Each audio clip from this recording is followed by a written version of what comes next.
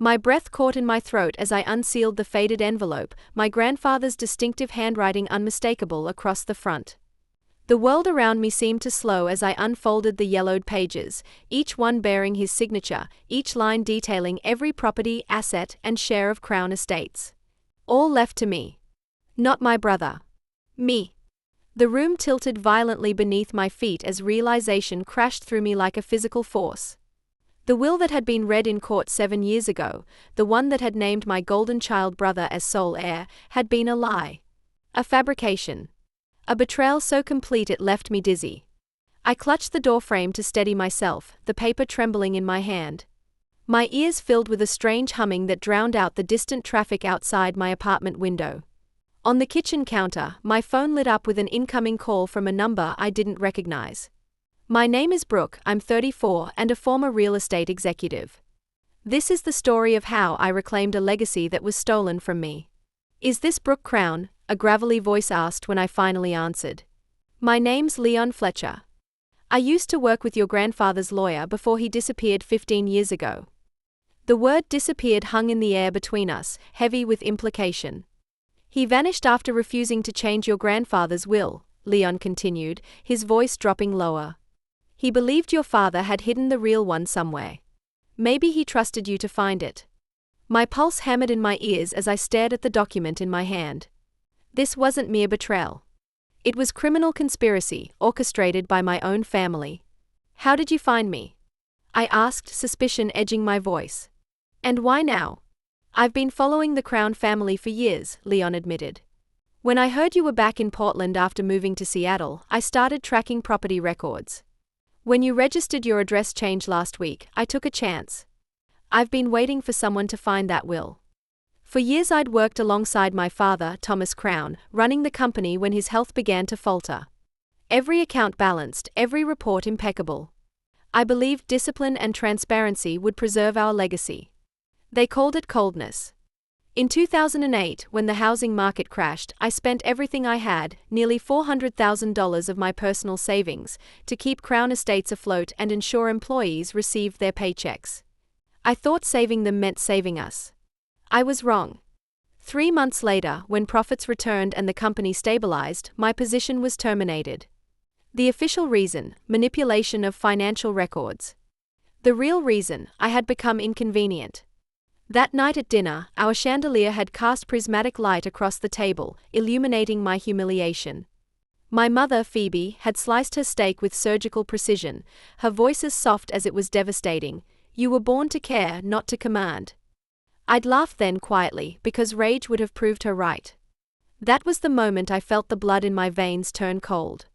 I'd walked away with nothing but a file of financial statements and the certainty that someday they would pay for their lies. They thought I'd disappeared from their perfect narrative, the forgotten daughter who couldn't measure up to their golden son Quinn. I moved to Seattle, rebuilt my life working as a consultant for smaller real estate firms, and watched from a distance as they prospered with what should have been mine. 6 years passed before my grandfather's old friend sent me a letter suggesting I look through the family lake house, the one place my father never visited. We need to meet, I told Leon, my voice steadier than I expected. Bring everything you have.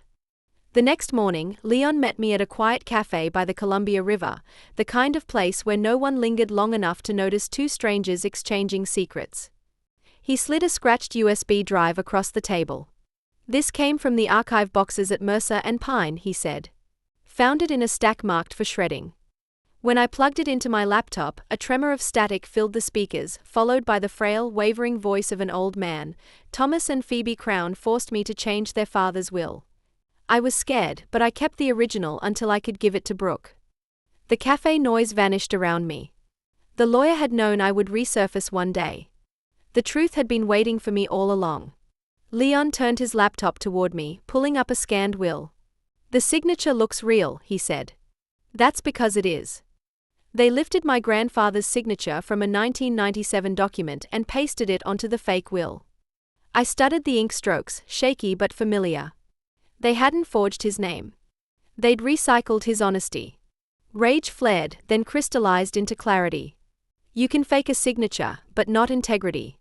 Back in my apartment that evening, I dug through an old cabinet and found bank statements from the 1990s. One line stood out: account holders, Gerald Crown and Brooke Crown.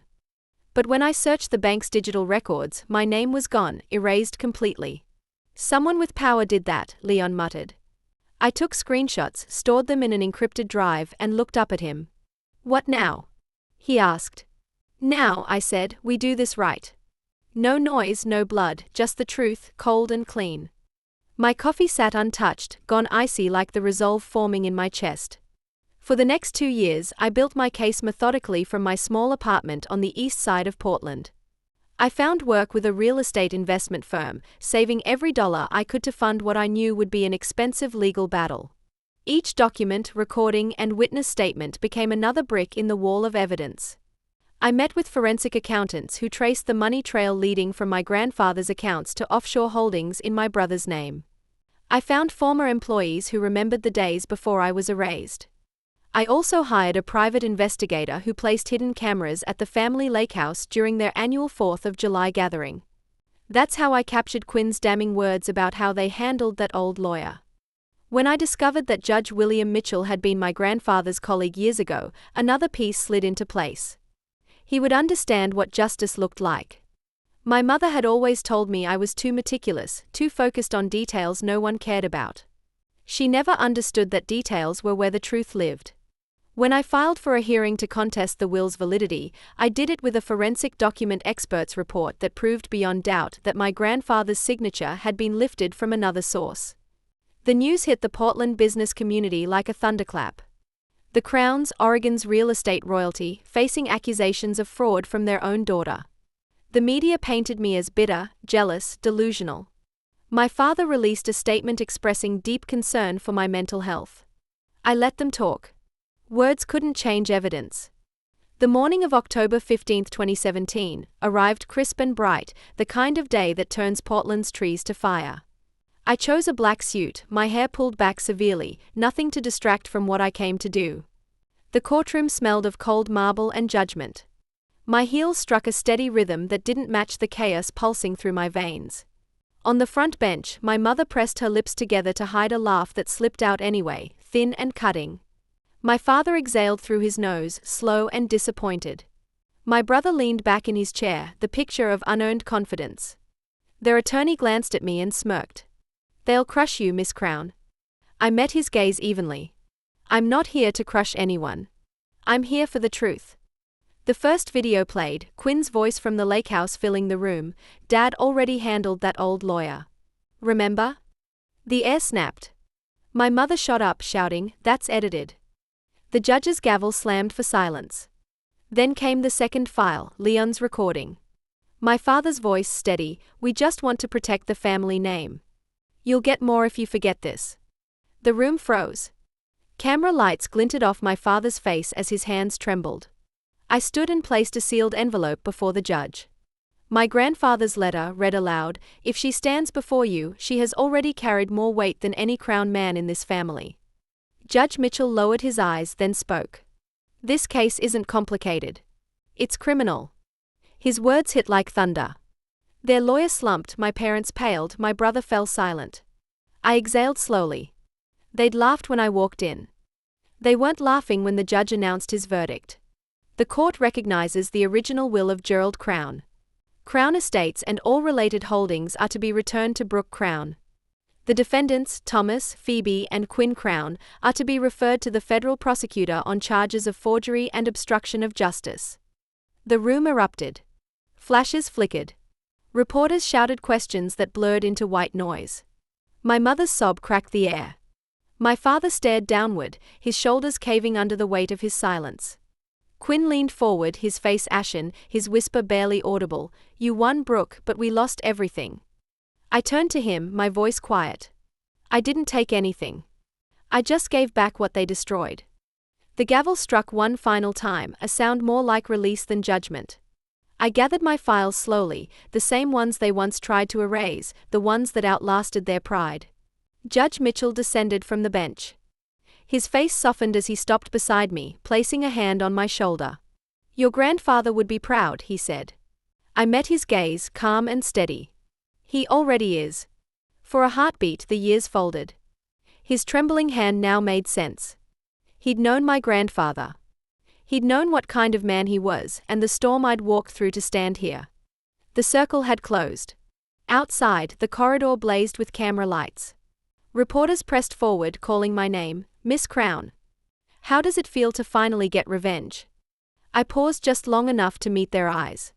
Justice doesn't shout, I said, then turned away. The door swung shut behind me, muting the chaos. The afternoon light streamed through the glass like a ribbon of mercy cutting across the floor. It reminded me of the lake, the shimmer of sun on water, the day my grandfather told me that truth never sinks. As I stepped outside, the air tasted clean. The courthouse behind me no longer looked like a place of judgment, but of clarity. I didn't smile. I didn't raise my hands in victory. I simply walked forward, letting the wind lift the edge of my hair as the world finally grew quiet. And in that quiet, I felt something I hadn't felt in years, not triumph but peace. 6 months later, the federal case against my family concluded. My father and brother were sentenced to 4 years in federal prison for fraud and obstruction of justice, though my father's sentence was reduced to house arrest due to his health. My mother received 3 years of probation. As for the lawyer who disappeared, the case remains open, but the investigation has shifted from a missing persons case to a potential homicide. I still pray they find him someday. A year after the verdict, I opened the Crown Foundation for Integrity and Governance, dedicated to defending those wrongly accused in public service. I didn't do it for glory, but because justice without compassion becomes cruelty. The press called my story the quiet verdict, and I let them. It fit what it was, a truth that didn't need to shout. During an interview, a host leaned forward asking, "Do you forgive them?" I smiled, not for the cameras but for myself. Forgiveness isn't letting them go. It's letting myself live. Now I teach at the Portland School of Law in the same city where my family once ruled the skyline. In my classroom, chalk dust clings to my fingers as I write 2 lines across the board: integrity builds legacy. Legacy isn't given, it's earned. The students watch quietly, not knowing the words once came from a man who believed in me when no one else did. Light streams through the tall windows, catching the chalk lines, turning them to silver. The glow is the same as the one that filtered through the courtroom that day, steady, honest, unblinking. When class ends, I stay behind, watching the last of the sunlight drift across the floor. The reflection on the glass feels alive, almost like a heartbeat. I close my eyes and for the first time in years, the quiet doesn't feel empty. It feels full, peaceful, complete. The story ends where it began, with the discovery of truth. But this time there is no fear, no bitterness, only calm. The wind hums, the water stirs, and the light keeps dancing across the surface as if whispering the only verdict that ever mattered. I am free.